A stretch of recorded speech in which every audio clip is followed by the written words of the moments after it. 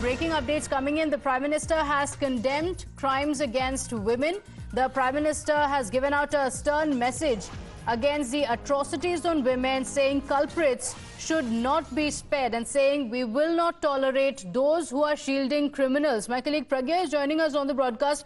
Pragya, the Prime Minister's message comes at a very significant time. There's anger across the country over what happened in Kolkata as well as incidents across the country. So the Prime Minister is saying that the culprits will not and should not be spared.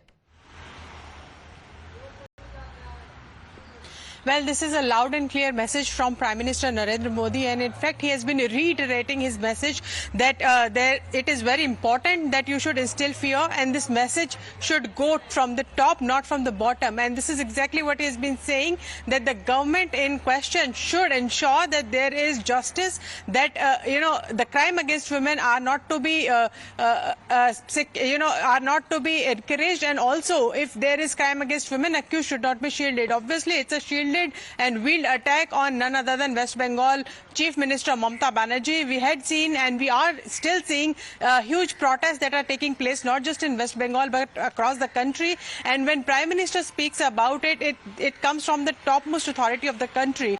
And Prime Minister, knowing that he is also addressing a gathering which is only of the women, and they are very sensitive towards the issues related to women, and also security and safety had been one of the main features of governance model of Modi government. And in fact in UP also, if you remember, it is become it has become the trademark of the government also. So in a way, Prime Minister is saying when BJP comes to power, and in fact it is a very strong message for all the states and not just West Bengal, that you cannot shield the accused of a crime against women, be it any crime which has been perpetrated against women. And this message should come straight from the top, in a way saying that it is Mamata Banerjee that should take action against all those who are accused in this alleged rape and murder case in Bengal.